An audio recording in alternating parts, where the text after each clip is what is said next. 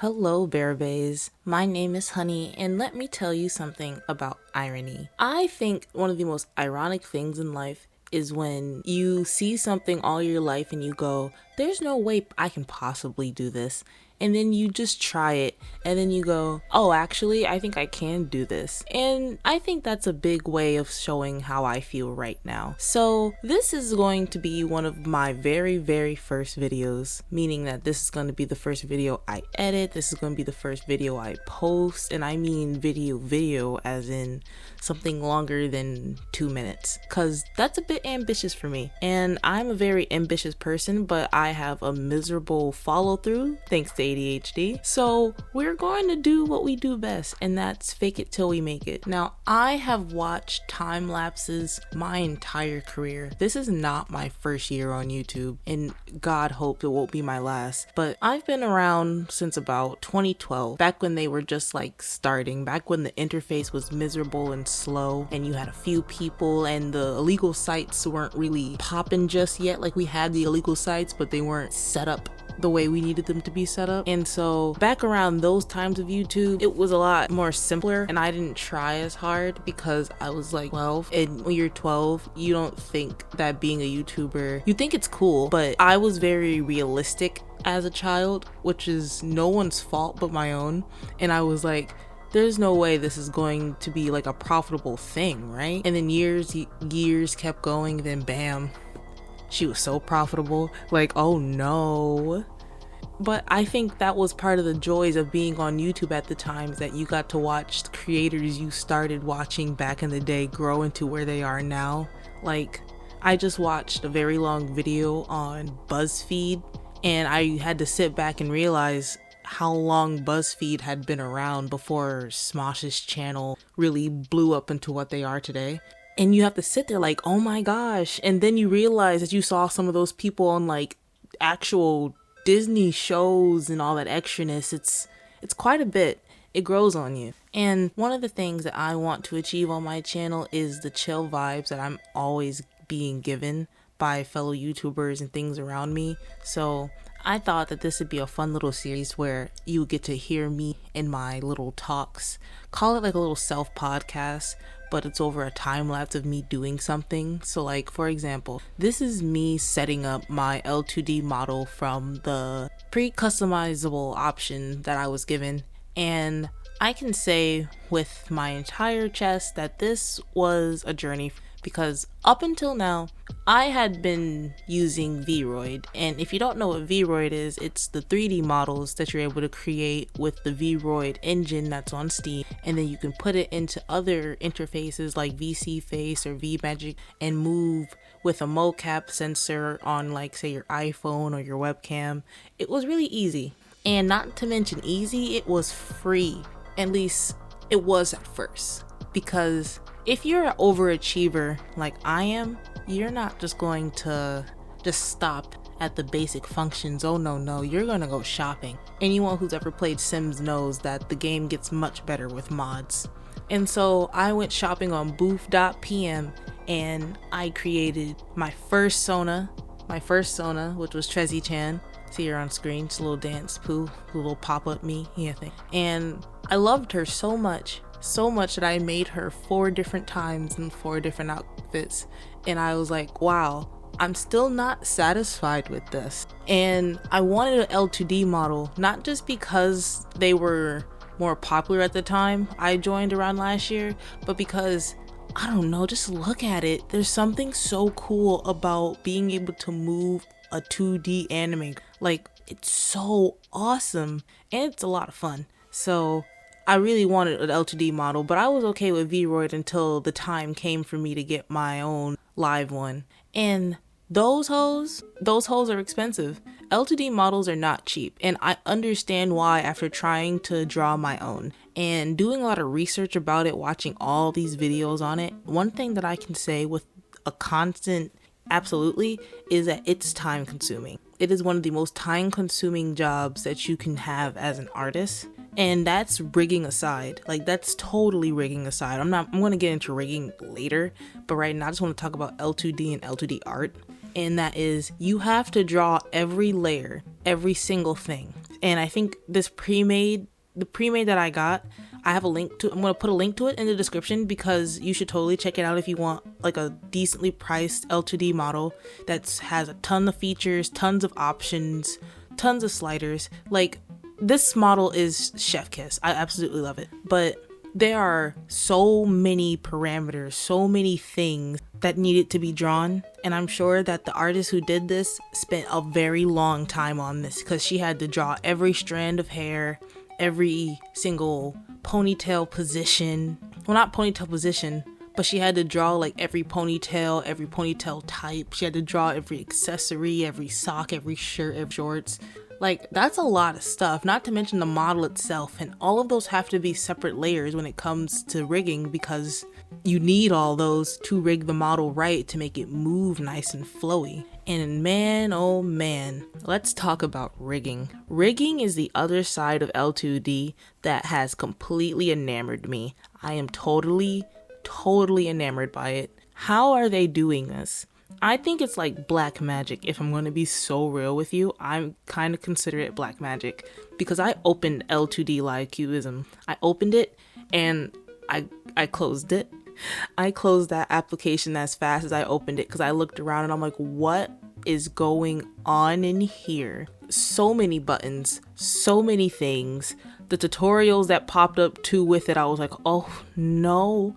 And then I've seen a couple videos like people trying to learn L2D cubism in like 20 days because their subscription ran out.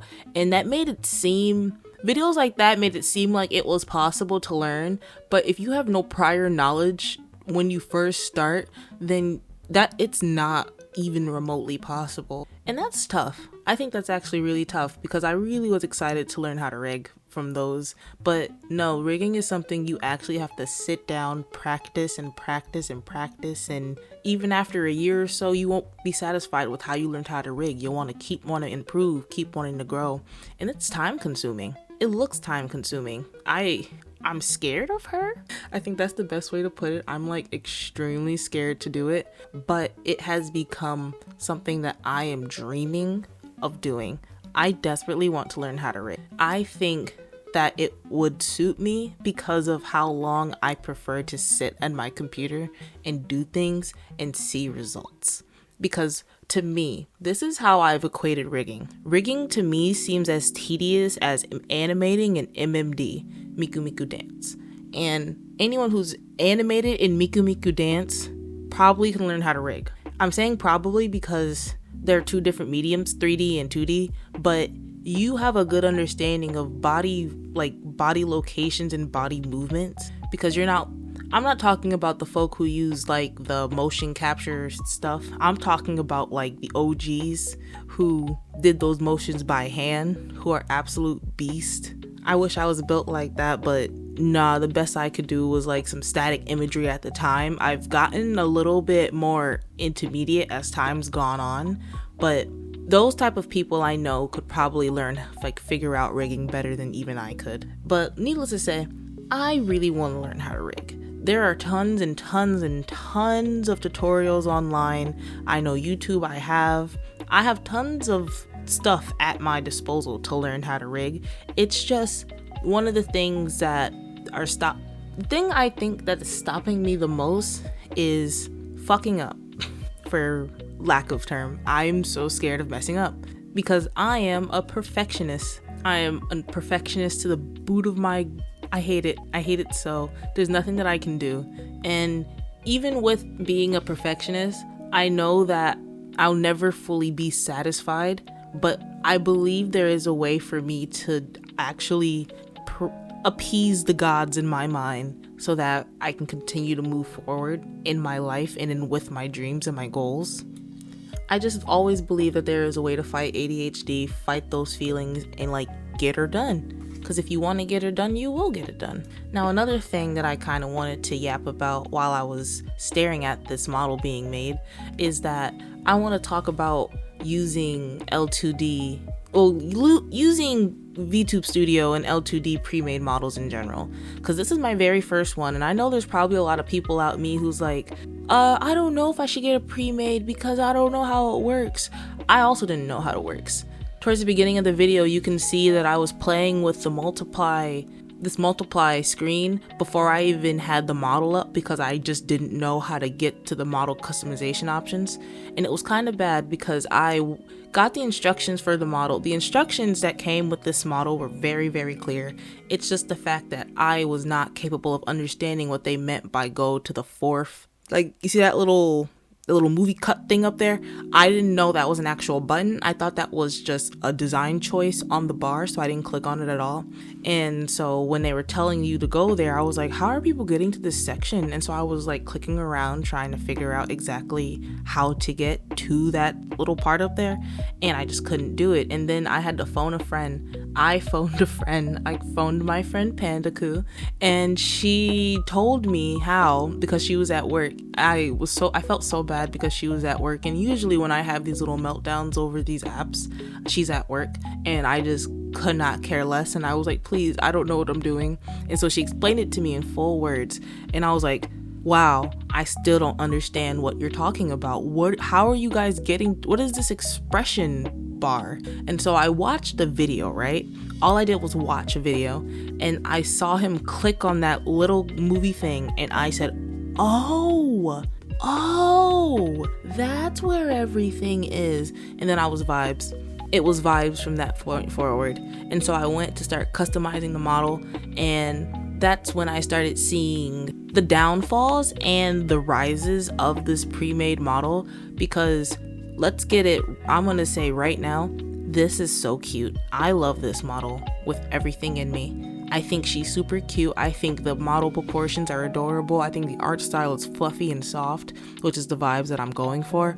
This is why, like, this artist has attracted my attention because I think their art style is so cute.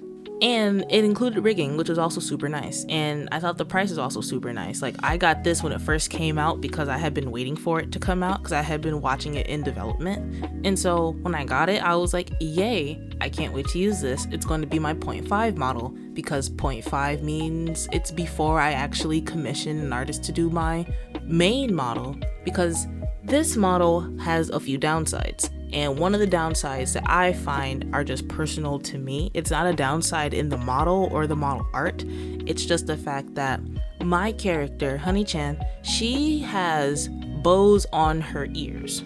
But I am not skilled enough yet to know how to move those bows that I put onto her ears, like how I have in most of my art and in the additional model art.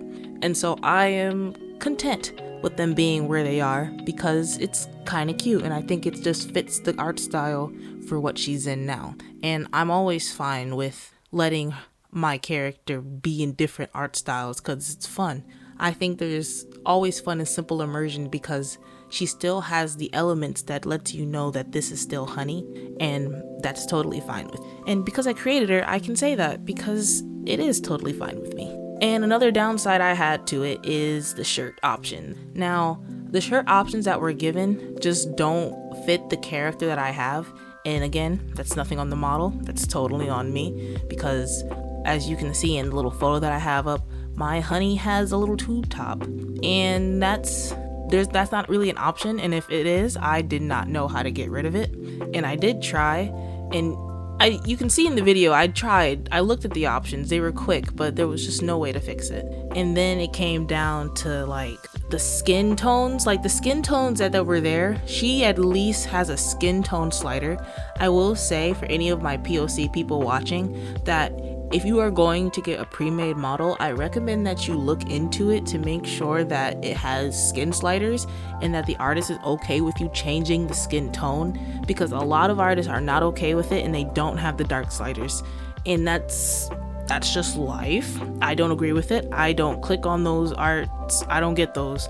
So I get the ones where they like want the dark people to also have models. But that's another argument for another day. But yeah, you'll see later in the video where I did in fact fix her skin art, because the rules that were given to me in my little credit thing said that I was allowed to change everything about this model and use it however I pleased after purchase, and hugs, neck kisses for that. And so that was fun.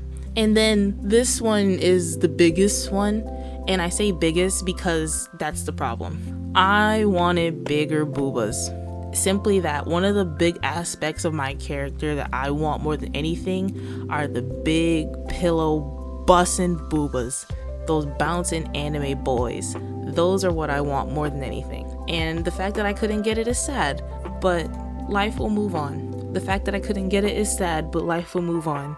But in the end, I was able to create a nice little character, and I was able to make this little video in order to get some of my thoughts and feelings out about my process and what I'm going to be trying to do. I don't think I got too much into it, but that's okay, because that's what all these videos are going to be for. I'm going to have all these extra things and all these fun things and opinions to say, and I hope you'll be there to see me finish it out and keep going in this. Let me know if you like these longer style talking videos, if you like just me and you and my yapping endlessly for 20 minutes at a time. I think I can have a lot of fun with this. It's very relaxing for me. And so yeah, I hope you all have a great day. Don't forget to like and subscribe, and so long.